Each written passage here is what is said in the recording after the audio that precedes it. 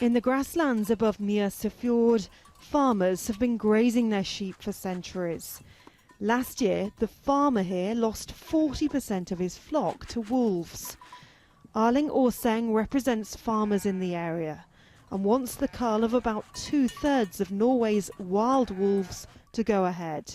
They get psychologically tired because of this threat to find carcasses during the summer, dead and half dead. It's not a situation you can live with for years. Then you give up farming simply, and that has happened. A few hours drive north into the Norwegian wilderness, and wolves at this reserve roam in a large fenced-off area.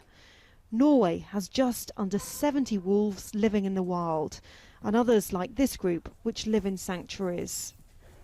The wolves here are used to human beings, meaning we're allowed to get this close, but they still like to keep their distance.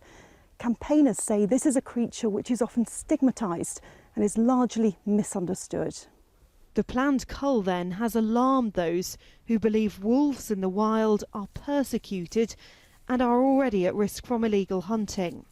Some environmentalists say on a national level, under 2% of sheep which die are killed by wolves.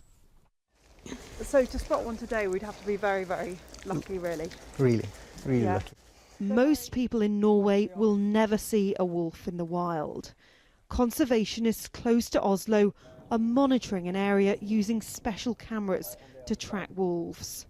The population has never been very high. Now it's a little bit higher, but it's still only like between 65 and 70 individuals that live only in Norway. And to allow a hunt that will take away like 2/3 of that, it's too much for such a small population.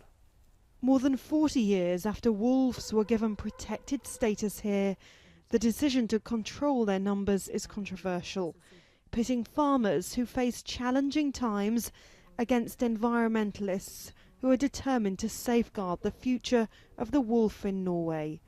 Emma Hayward, Jazeera in Oslo.